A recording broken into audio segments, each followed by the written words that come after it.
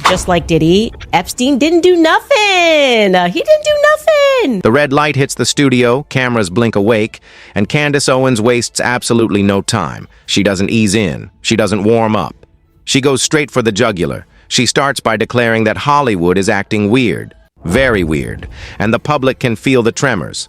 According to her, there's a shift in the air, and a nervous twitch running through the entertainment world ever since the Epstein investigation got dragged back into the global spotlight.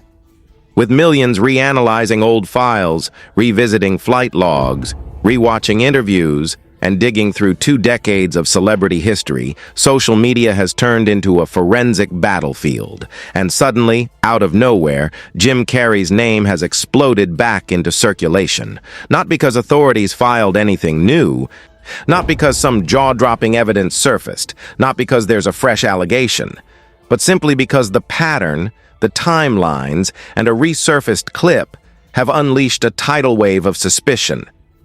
A single viral moment ignited a wildfire, and now everyone from BBC News to TMZ to Law and Crime Network is chasing the same question. Why does Jim Carrey's old behavior suddenly look different in the context of the Epstein revival? The Epstein case has been officially closed, my friends. He actually didn't even have a client list that he used for blackmail. The DOJ may be releasing the list of Jeffrey Epstein's clients. Will that really happen? It's sitting on my desk right now to review. We have flight logs, we have information, names that will come out. But there's a general frustration with accountability. We take it halfway, we don't take it home. And I really believe that now with Cash and Pam, there will be accountability. Okay, so now what I'm going to do is I'm going to take out my little Men in Black tool, and just wipe your memory real quick. Phew. Phew. She didn't say any of that. Phew. Sorry. The FBI looks at the circumstances surrounding the death of Jeffrey Epstein. According to the report, this systematic review revealed no incriminating client list. So what happened to the Epstein client list that the Attorney General said she had on her desk? Well, I think if you go back and look at what the Attorney General said in that interview, which was on your network on Fox News. Got the quote. Go ahead. Sean Roberts said, DOJ may be releasing the list of Jeffrey Epstein's clients. Will that really happen? And she said, it's sitting on my desk right now to review. Yes, she was saying the entirety of all of the paperwork, all of the paper in relation to Jeffrey Epstein's crimes. That's what the Attorney General was referring to, and I'll let her speak for that. Candace wastes no time drawing a bold line in the sand. She makes it crystal clear. There is no confirmed evidence linking Jim Carrey to Epstein's criminal web.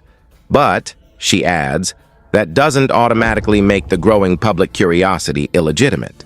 In her words, the problem isn't an accusation. The problem is the pattern, the strange, recurring pattern that tends to follow the world's wealthiest circles. For Candace, the real story isn't one name or one rumor. It's the decades-long bubble of protection built around elite networks, where powerful people quietly orbited each other without scrutiny. Then she pivots to the moment that kicked this entire conversation back into overdrive. Jim Carrey's unexpected appearance at the César Awards in Paris, his first major public spotlight in what felt like ages. The internet did what the internet does. Clips exploded across platforms within minutes. And people weren't just talking about the comeback. They were dissecting it. Users pointed out how drastically different he looked, how offbeat his expressions were, how unusual his energy felt compared to his older interviews, how strangely detached he appeared, as if something in him wasn't aligned with the Jim Carrey the world remembered. Within hours, comment sections transformed into pop culture crime scenes, everyone examining body language, tone, eye movements, his emotional shifts, all trying to decode a man who seemed both present and absent at the same time. She went out there and claimed there were tens of thousands of hours of tape. There are, by the way, but they are child pornography. The reason the FBI is not releasing them is because those tapes do not include underage people with third parties on Epstein Island. That is not what the tapes are. Okay, I also have sources in the federal government who are covering this stuff and have seen the documents. Okay, those tapes are just child porn. That's all. That's what they are. That's why the FBI is not releasing them. Okay, as far as the Epstein list, what I have been told by my sources is that there is no Epstein list. That basically there's a black book of Jeffrey Epstein contacts. And the vast majority of those contacts are already out there publicly. That's why you know names like Prince Andrew or Alan Dershowitz or some of the names that have been mentioned here. Those contacts, there is no evidence, according to the DOJ and the FBI, and again, that's public. There's no evidence that any of those third parties were having girls trafficked to them. Okay, that is not evidence that was made clear, certainly, to the DOJ or the FBI. Here is Tucker then asserting that it was actually Mossad. Again, without evidence, that not a shock. Of course, this is where Tucker was going. This has become the hot speculation on the internet, is without evidence. You say that Mossad was running Jeffrey Epstein. When I say without evidence, I mean without evidence. Naftali Bennett, the former Israeli prime minister, said, quote, "As a former Israeli prime minister, with the Mossad having reported directly to me, I say to you with 100% certainty, the accusation that Jeffrey Epstein somehow worked for Israel or the Mossad running a blackmail ring is categorically and totally false. This accusation is a lie being peddled by prominent online personalities such as Tucker Carlson, pretending they know things they don't." And in fact, I followed up with the former prime minister, Naftali Bennett, and what he told me is that Mossad has not been active in the United States or against the United States since the Jonathan Pollard scandal of 1987. When a U.S. Army contractor who's actually working for the Navy revealed classified information to the Israeli government. He was prosecuted by the United States government and ended up in prison. I didn't watch this whole clip. This is hilarious. And so Israel since then has not spied on the United States with Mossad. Okay, guys. Well, there you have it. It's just, I don't know how he does it with a straight face. That is like, well, anyway, guys, there's millions of females, but don't even it's like, Mossad hasn't been doing nothing. I know it seems weird because BB's like always here or whatever, and we seem to be doing their bidding everywhere. But the Mossad just said in the United States, they were like, I'm a chill. And they haven't done a single thing here at all. I know it might look that way. I know who they are, actually. She's doing her thing, and she's giving Trump $200 million, but it ain't got nothing to do with the Mossad. So I just wanted to bring you that stunning report from Ben Shapiro. Thank you for clarifying, Benjamin. What? 21 cars? What? They could have gave me a car. Social media took the story and launched it straight into orbit. Within minutes, timelines mutated into full-blown conspiracy laboratories. Some users insisted the change in Jim Carrey's appearance was simply cosmetic. Others went completely off the rails, suggesting wild body double theories. It was classic internet chaos, speculation multiplied, exaggerated, and blasted across every platform imaginable. Candace shifts the conversation. She says the real discussion isn't about whether Jim Carrey's face, hair, or posture has changed. People grow older. Cameras distort reality. Stylists experiment. That's not the headline. For her, the bigger question is, why do certain high-profile celebrities suddenly pull back when conversations about elite circles heat up? She points out that every time the Epstein narrative claws its way back into public view, every time the pressure spikes and the questions get louder, Hollywood's energy mysteriously drops. It's as if the noise level falls. The red carpets thin out, and the A-list suddenly becomes camera shy. Then she tackles a phrase the internet keeps throwing around. On the run. Not literally fleeing, she clarifies, but socially disappearing, stepping back, retreating from the spotlight right when curiosity about powerful networks is at its peak. For Candace, that pattern is what's worth paying attention to. The emails drop, and Jeffrey Epstein, who worked on behalf of the Rothschilds, according to him, he wrote that in an email, the Rothschilds, who credit themselves with having created which nation state? Oh, right, Israel. Israel, the same nation state that is having a bunch of women say that they were ritualistically abused in a forest by rabbis. That's happening in the Knesset right now, that nation state, saying that they were 3-4 years old when this happened. He's saying, those are my bosses, the Rothschilds. And here is a brief, but by no means an extensive coverage video that was put together by, I assume this guy must be Goy, right? Goy? TikToker Contrarian put this together. Take a listen. Manipulating markets and creating financial speculation and exploiting labor.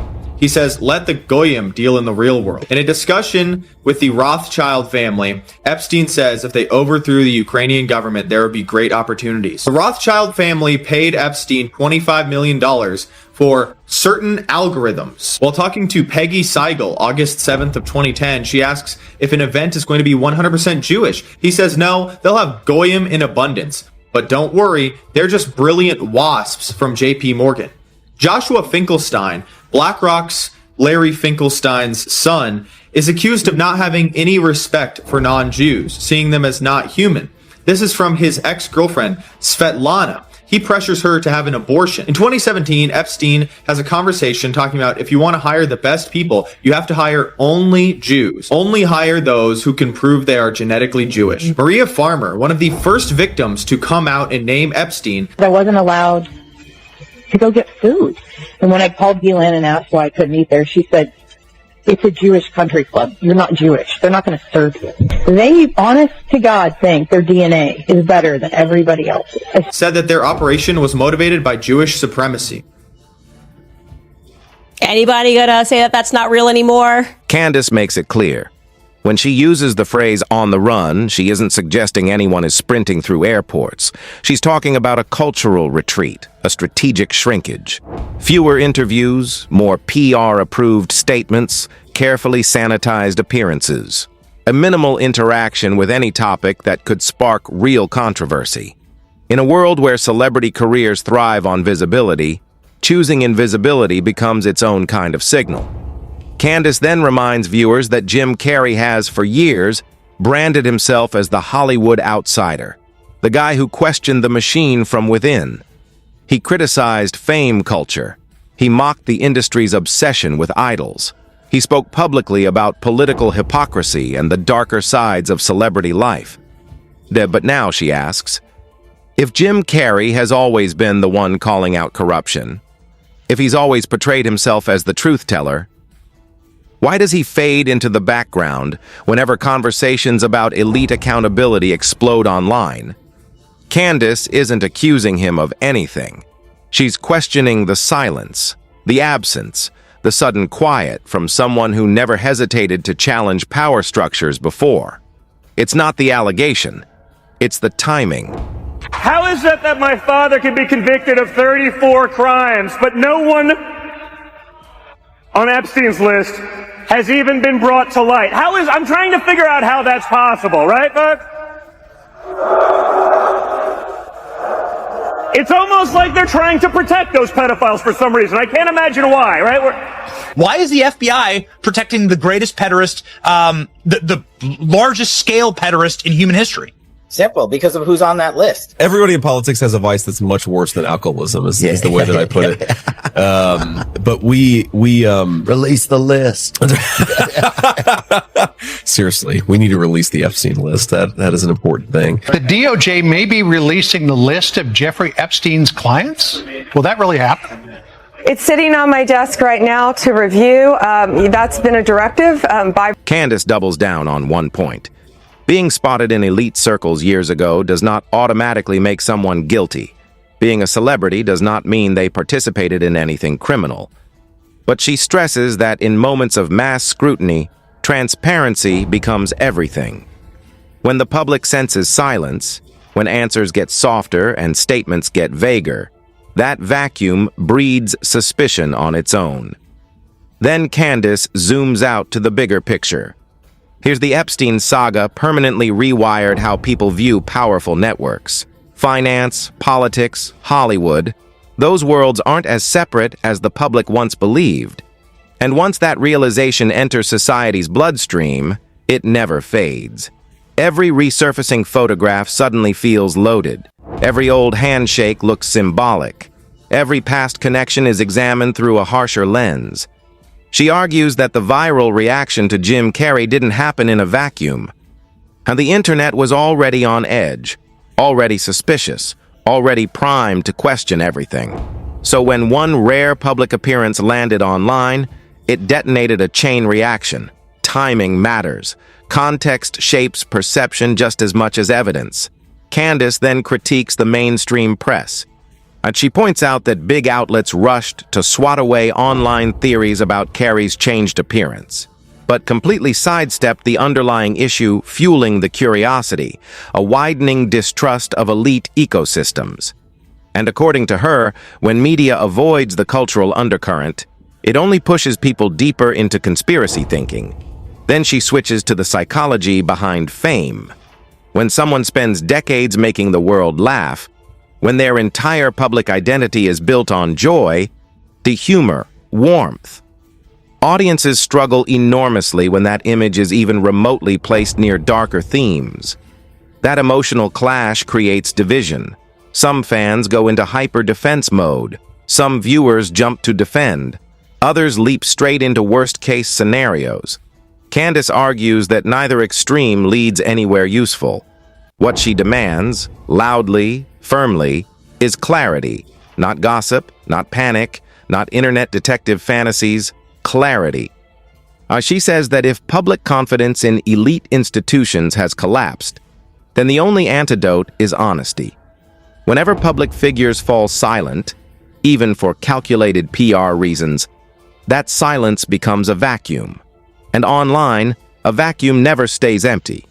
Sometimes the internet fills it with reason. Often, it fills it with chaos.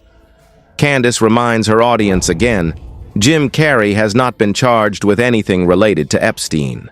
There is no verified evidence connecting him to criminal activity. And he hasn't been implicated in the wrongdoing of Jeffrey Epstein, but his name trending alongside elite conversations isn't an accusation. It's a symptom of a cultural shift. People no longer grant Hollywood the automatic benefit of the doubt. They no longer accept fame as proof of innocence or good intentions. They want transparency, not theatrics. Candace explains how social media fundamentally rewired accountability. Back in the early 2000s, uncomfortable stories faded quietly. Today, nothing disappears. Old interviews resurface instantly. Photos get dissected. Timelines are reconstructed in real time like digital crime boards. Fame used to function like armor. Now it's more like glass. Everything is visible. Everything is fragile. Candace says the real issue isn't Carrey as an individual. It's the death of automatic celebrity immunity. For decades, prestige acted like insulation. Awards, charity galas, a public goodwill.